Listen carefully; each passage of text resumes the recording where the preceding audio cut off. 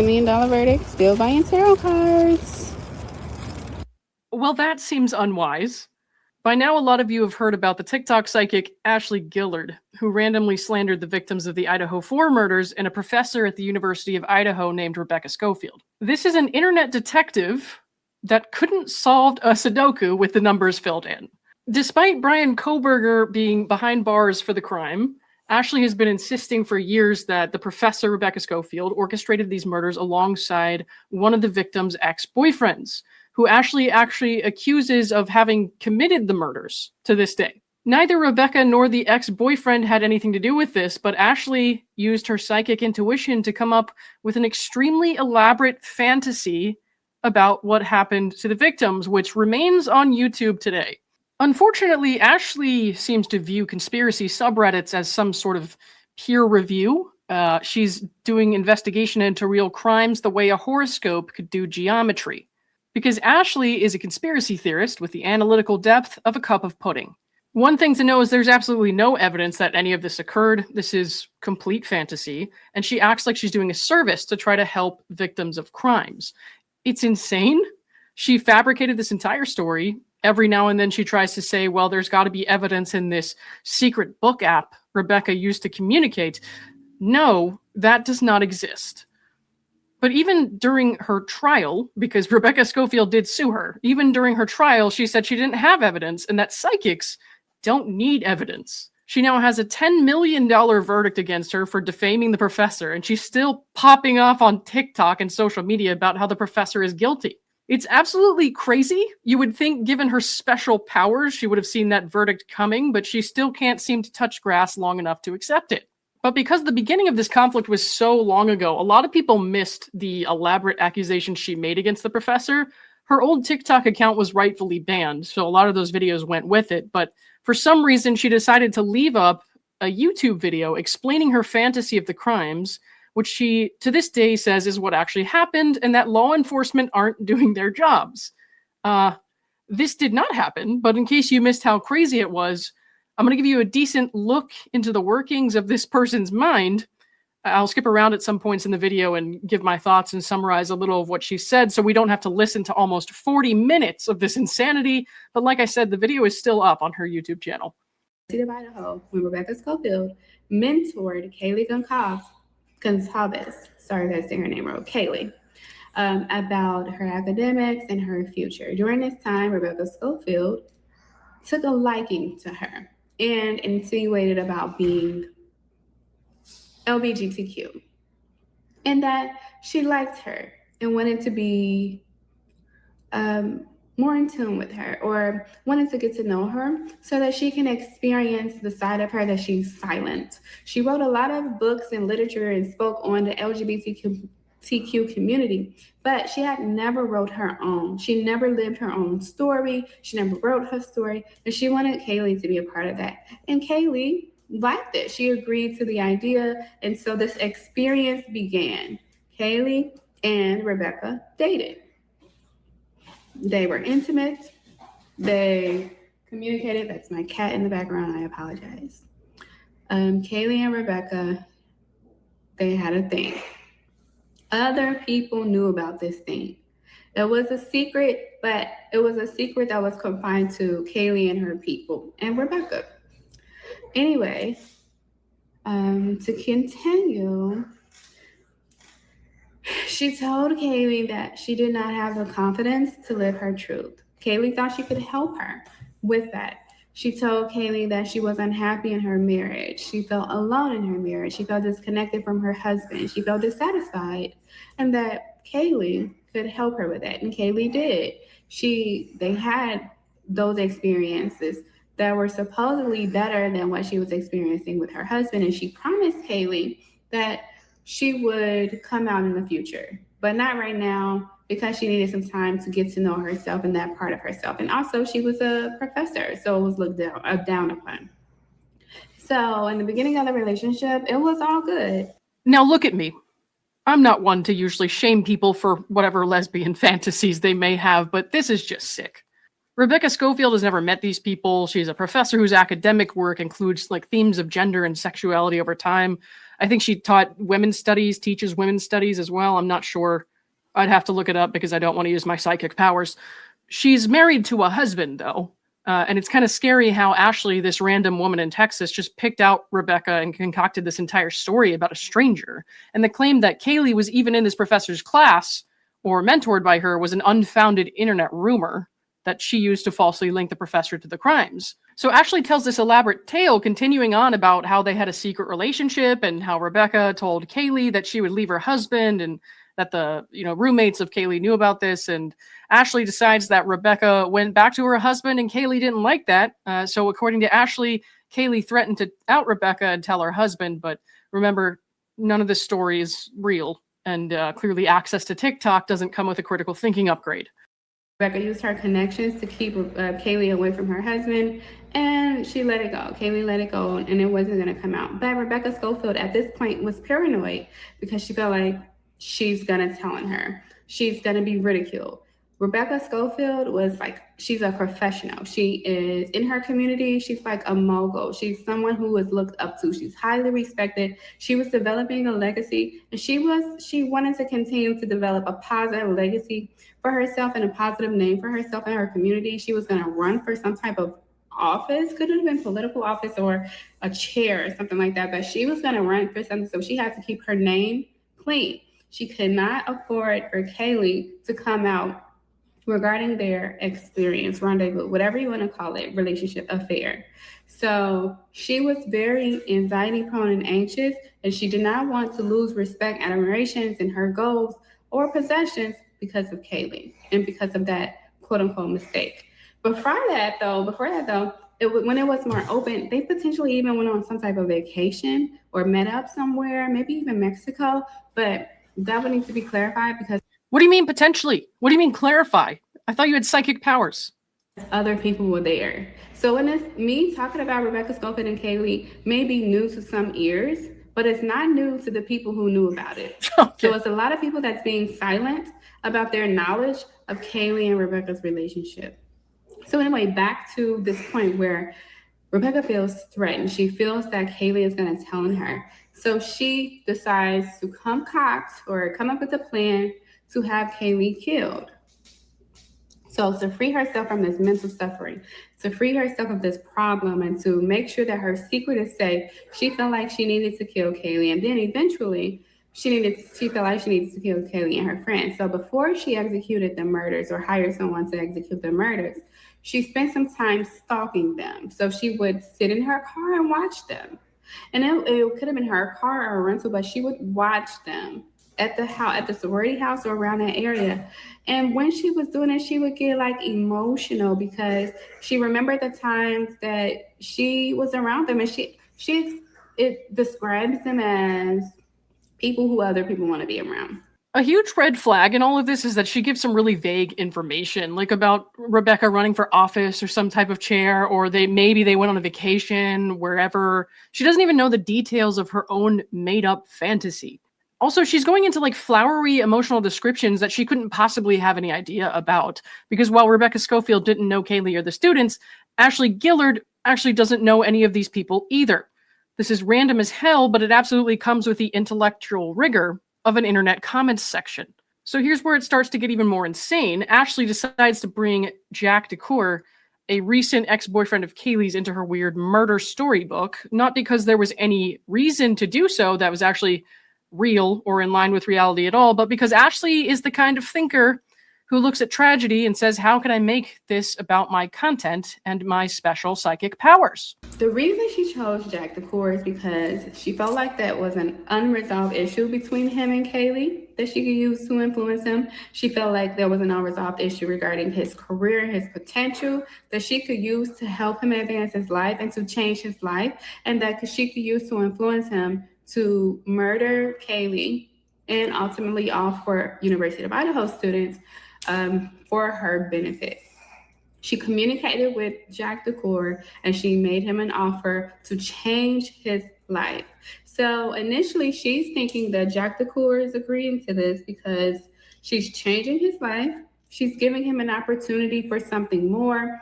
The way he saw it was, okay, I'm sacrificing someone I love so that I can have the life that I love. So yeah, he loved Kaylee. He did, or he felt like he loved Kaylee, and that he felt like he had a future with Kaylee. Even though it doesn't seem like Kaylee was thinking too much about him, he was thinking about a future with her, and he felt like he would marry her and have a family with her. But when Rebecca Scofield offered him the opportunity to live his best life, because again, doing something as a child,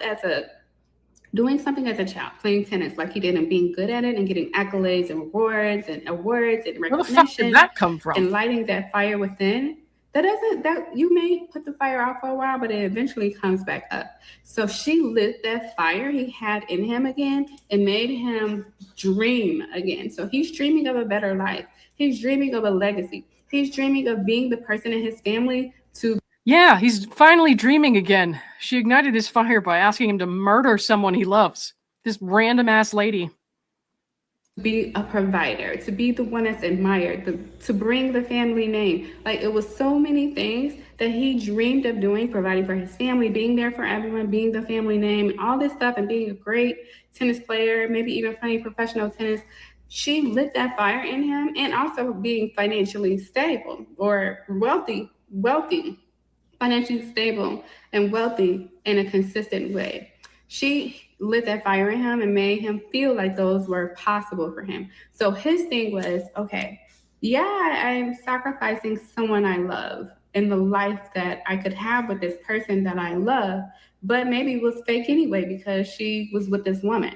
And also, I'm getting something better because I'm getting money, I'm getting a legacy for me and my family, I'm getting to be or have the honor and glory of being the person that provides for the family and that puts the family's name on the map. Whatever it is, all that fire, he felt like all these things, playing professional tennis and living his best life, was a good, equal exchange for killing Kaylee.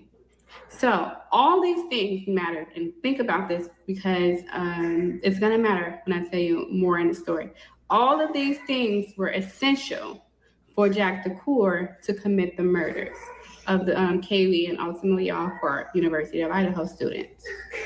So at this point, be quiet. And Ashley does not know this poor guy. Jack was cleared by law enforcement.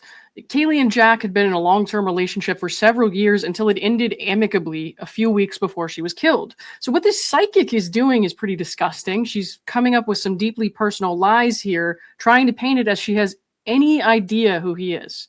And it only gets worse because she's going to fully accuse him of some really nasty stuff, in addition to the actual murders, basically saying he committed the murders and sacrificed the woman he loved in order to get money or recognition for some shit. Like, what does this professor have to do with him being able to play professional tennis? I think from what I can tell, he played on the school's club team, but he wasn't even like playing for the university. I'm not sure what would lead Ashley to believe this is even a reasonable expectation for this exchange. I'm not, I'm going to skip over a few minutes of more of this weird, ridiculous backstory she's created for him because Ashley's brain is clearly running on airplane mode at this point. So anyway, Jack DeCour decides to do it and he starts to implement the plan. So the plan is in place and it's starting to be implemented. He was let in. So initially it seemed like he was like someone broke in, but he was let in under the guise that he came bearing drugs. So he came bearing drugs, I believe. It wasn't alcohol. I believe he came and he shared it freely with the intent. So it's like he came with all these drugs and some of them took the drugs, and it came under the guise that I give you this, you give me that. So it's the energy of playing somebody like, oh, they're gonna get some if they share their drugs. So that's what he was putting on, and that is what he, quote unquote, was led on to think, that he was going to get some from Kaylee if he shared his drugs freely, and they used all his drugs. So when the drugs was gone, and it's all a part of the plan. Again, they don't know that it's a part of the plan. Jack does, though. So Kaylee didn't want to do anything with Jack. So you know how when a woman isn't interested and they start covering themselves up, or they put the cover on, or they leave the room. So So Kaylee started doing stuff like that. So when it was time to give it up, when the drugs was gone, she didn't want to give it up. And that's when the plan escalates to the next level, which is anger. A lot of this doesn't even make any sense. Like, there's evidence that she made calls to Jack late at night, but he wasn't there. He was not involved and not a suspect. Her family has come out and said they stand behind him and know he 100% had nothing to do with the killings. So what Ashley's suggesting here is really gross and sadly only gets worse. These are very bold accusations powered entirely by vibes. But sex was a part of the plan. So in Jack's mind, the plan has to go strictly as the plan is set. So if sex is a part of the plan and they're not having sex, there's panic there because it's a part of the plan. So because sex is a part of the plan, Jack DeCour gets angry. And so he's concocting this anger. And he's saying, I did this, you used me, you're a liar, you manipulated me. Then he starts talking about his feelings, and he starts talking about how he's owed money, and he's talking about he's being used. But the way that I'm saying it, like, I can't express the level of anger that he had because that's his anger. I don't have that anger, but he's he's really angry. Like, somebody gonna give me some, or something's gonna happen. And they're fearful. One, they're inebriated, so their minds are altered, but also he's angry. So anyway, that somehow transforms to her friends helping her. So because her friends were around when this is happening, because they were all together doing drugs, her friends help her. So he pulls his U-Haul out, and His what? they're not going to let their friend get raped. So to solve the problem, for some reason, the way that they felt like the problem could be solved, and the problem is Jack DeCour, his anger, he wants sex for everything he just gave them. It's drugs. They can't call the cops and say he just gave us, or maybe they felt like they couldn't call the cops and say he just gave us drugs, and he's angry that we don't pay him. So the solution in their minds was, we're not going to let our friend get raped. They all started having sex with him, not the man. Ethan is taken aback by all of this. He's like, what is happening? So they started having sex with Jack DeCour. So while this is happening, again, they did it to help. So there's 3 girls there per her story and 1 guy. And the only solution to this man allegedly getting angry was to have an orgy. Their friend, not that they just wanted to have sex with him, they just wanted to solve the problem. He's angry, he wants sex for his drugs. Kaylee doesn't want to give it to him. We're not going to let her get raped right here. Oh, that's the only way to solve the problem. Started having sex with him in a threesome kind of way. Ethan is taken aback. Ethan is like, what is happening? Now he's also inebriated, but also he's like, to the point where his mind is saying, no, I'm gonna get in trouble because I'm here and I didn't even do nothing. So Ethan's mind is alarming him. This is not right. This is wrong. Somebody needs to stop this. He's gonna get us all in. He's gonna get me in trouble. What about my future? His mind is just going. His mind is going as this is happening. Sorry, I wrote all this down, so I'm scrolling. All right, so Jack DeCour is like taking it back too. He's enjoying it though. He like, the plan was to have sex with 1. I'm having sex with 3. So he's enjoying this moment. But then Ethan musters up the courage and says something. And he stops it. He's like, hold up, this isn't right. He stands up for the girls. He said, no, this isn't right. Like, what's happening? And he stops it. Then one of the girls, and I believe it was Zana, with Ethan, stands up for the situation. Like, no, this is wrong, and Ethan is getting, hyped up, and Jack DeCour cowers down. Then his energy shifts from anger to emotional. Again, this is all a and scene. 1, 2, 3. This is all a scene. So he switches from anger to emotion.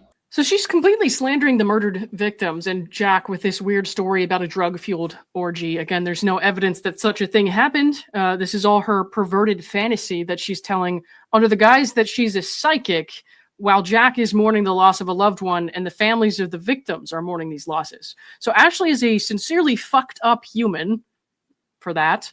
I'm glad there's a huge verdict against her. Some people have asked me if I think that like the $10 million is overkill. But then I listen to this and I think, no, it's not, because she's shown absolutely no remorse. And even since the verdict, she's been spouting off on TikTok, blaming everybody else. But let's get into the weirdest part of this whole fantasy, where Ashley actually does bring Bryan Kohberger into the scene, but still insists that Jack is the one who killed people, because Ashley treats this tragedy like an improv show. No, first he's manipulating them with anger, then it turns into sex, and then sex turns to emotional manipulation. While all of this is happening, he's ignoring Rebecca because he felt like at this time, I don't have time to communicate with her. I'm committing the murders. I'm implementing the plan. Rebecca Scofield, anxiety prone, thinking, is he trying to play me? And the reason why she felt that way is because, think about it, he has history with Kaylee. So she felt like, is he being with her? Is he playing me? Is the joke on me? So she felt like it was a possibility that Jack DeCour was siding with Kaylee and not committing the murders, and that something, and she was being betrayed. So she goes back to her drawing board, again, as anxiety prone. Everything is like anxiety led her to plot the murders. Anxiety led her to believe that Jack DeCour was betraying her. Anxiety led her to implement her second plan, which is to call or contact Bryan Kohberger with her app and ask him for help. So in her inconspicuous way, in Ashley's world, there's just some app that you can solicit people for murder on. enticed him in a similar way that she enticed Jack DeCour. She knew that Bryan Kohberger was going through something. She knew that Bryan Kohberger was having issues with the school that he was in, with the students. He wasn't fitting in. There was so many things that he was going through, and she was aware of it. She used that to her benefit. Hey, I can fix this. You will need to transfer. You will need to do this, but I can put you on a better path. I can help you meet your goals. I can money, whatever it is that he needed. She offered it to. So according to the psychic, the professor then, hit up Bryan Kohberger and entices him the same way she did Jack. I don't know. Does Bryan play tennis? Ashley makes it sound like this was some kind of idiotic pitch for business from a life coach. Like, how unintelligent do you have to be to even run your mouth like this after being sent a cease and desist letter and a lawsuit? It's pretty clear that Ashley thinks connecting the dots means drawing them for herself. So Bryan Kohberger gets there, and Jack DeCour is pissed. When Jack DeCour realizes that Rebecca Scofield betrayed him by bringing Bryan Kohberger into the plan, he decides, nah, this is my crime. If you recall, back in the beginning, I expressed that Jack DeCour was focused on equality. He would sacrifice his made-up future with Kaylee for everything he was offered. So anyway, Bryan Kohberger they're going back and forth. It's not a calm conversation. They're arguing. She's like, no, you're gonna get the help. He's like, no, I'm not. So they're going back and forth about Bryan Kohberger even being there and helping. Bryan Kohberger is witnessing this argument. He starts to argue with tell Bryan Kohberger to back off. That's the reason why Rebecca Scofield got put in the middle of it anyway, because Bryan Kohberger got her, what's going on? So Bryan Kohberger just backs off. He says, forgive each other. I'm going to turn a blind eye. So he turns a blind eye and leaves. That gave Jack DeCour the energy to complete the job, because it's like, okay, everything that he thought he was going to have is on the line, and that put some fire in his ass, so to speak, for him to finish the job. So Jack DeCour goes back to finish the job. Bryan Kohberger leaves. Rebecca Scofield doesn't have a choice, because even though she preferred to continue with Bryan Kohberger did not prefer to argue with her and Jack DeCour to commit a murder. So he felt like his time was wasted, and he left. Yeah, I'm sure these dudes were just arguing outside, one of them being a total stranger to the roommates, about which one of them was going to slaughter everyone in the house. I'm sure that's how that happened, and nobody noticed, and no one knew except this psychic from TikTok who has never met these people, never been to the area, and lives in Texas. That's completely idiotic. Also, in Ashley's stupid fantasy, forgive each other and just turn a blind eye, says Bryan Kohberger, the mass murderer. Okay, I guess Fantasy Rebecca didn't get her murderer of choice. What a moron Ashley is. So he goes back and he springs into action, and his plan is, last time I did this, Ethan got aggressive. So this time, I'm not going to back down. When Ethan gets aggressive again, I'm going to kill him. And that was the energy he had. So he goes. Okay, even if this fantasy were true, which it isn't, why would he wait for the other guy to get aggressive to kill him? That's stupid. This is a criminal misunderstanding of reality. After he killed Ethan, he proceeded. There was Zana wasn't killed. Zana, sorry if I'm saying her name wrong. She was with Ethan. She stayed with him. She felt so bad. She was like trying to help him. Ethan suffered for a while. He didn't immediately die. He suffered for a while. At this moment, when the murder started to happen, they were separated in their rooms. So it was two together and two together. But Zana is with Ethan, and she's trying to help him in this situation. They don't know what to do. They know it's real danger at this point, of course, because he killed Ethan. Then he goes to kill Kaylee and Madison together, side by side. You'll notice she's very nondescript when it comes to the actual killings, which is great for everyone else's sake, but pokes a lot of holes in her psychic abilities, because official reports could obviously debunk any stupid made-up causes of death that she would put out there. It's almost as if she has no fucking idea what she's talking about, and that her psychic abilities are as make-believe as this entire story. Between time, while he's in the room with Kaylee and Madison, Zana, the other roommates come and they talk to Zana. They figure out what's going on. She tells them, and they see that it's a murder. They see what happens to Ethan, and they talk to Zana, and she tells them what's going on. They tell her they're going to get help, but they realize they can't go get help because somebody's car is blocked. And they didn't want to call the police. For some reason, they wanted to get to the school to get help from like a teacher or a guide. They didn't want to go to... They wanted to go to the school for help. They didn't want to go to the police for help. And it's probably due to their history with the police. Middle of the night. But they didn't leave and go and get help because of the car issue. And also the roommates decided that they were going to protect themselves. So they go into a room and they go somewhere and they hide.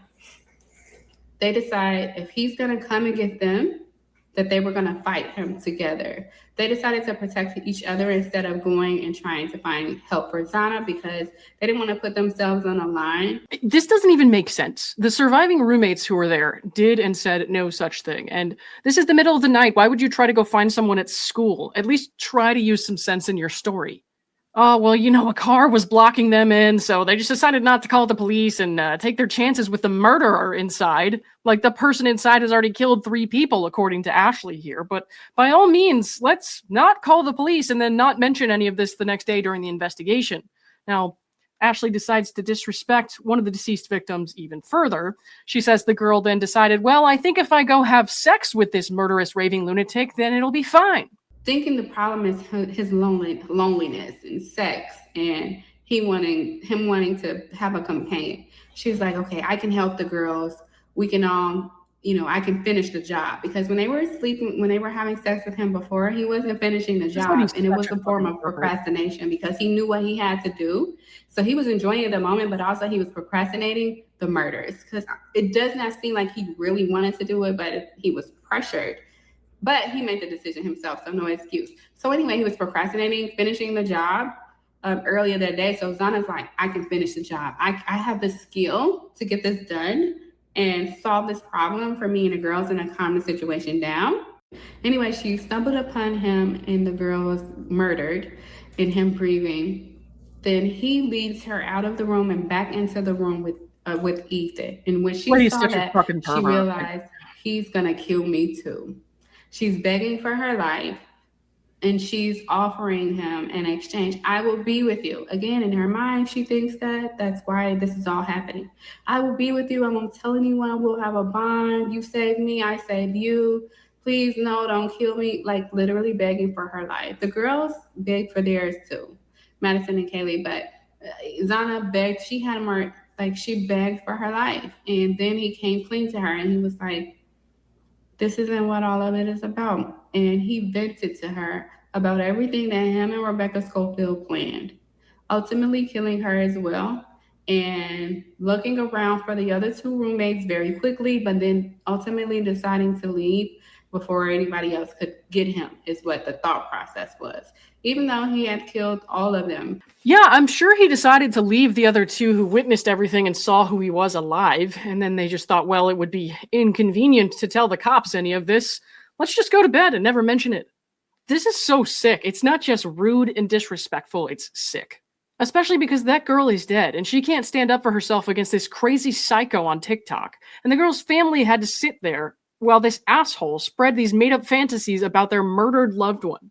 And the guy she's accused of doing it will have random followers of this TikTok psychic and weird conspiracy subreddits who are going to believe that he did this for the rest of his life. So Jack the Whore quickly looks for them wielding his knife, does not find them, and quickly leaves. They got lucky, he leaves and does not kill them. And that's when, you know, everything else started to happen. So I'm gonna leave it at that, only because I mean, I could dig deeper into more, but with everything that's happening in my life and all the negative energy from everywhere that I've been getting, I just want to be done with this, and I need to finish my answer for the unfair lawsuit that I'm dealing with right now, and illegal perjuries. And this is just ridiculous that I'm even going through this.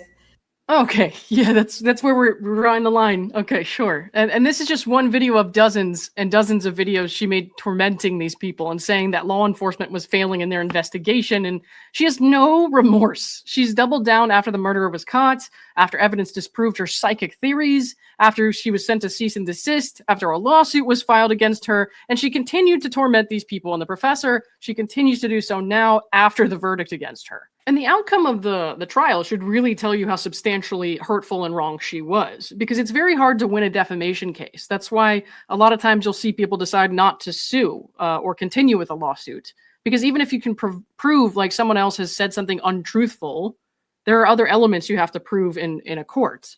And you have to prove damages. And if you're unsuccessful, you spent potentially hundreds of thousands of dollars on attorney's fees only to get nothing out of the lawsuit. But here's what the jury decided in Ashley's case. So they ask if the jury found by a preponderance of evidence that Ashley's false statements that Rebecca had an inappropriate romantic relationship with a student damaged Rebecca.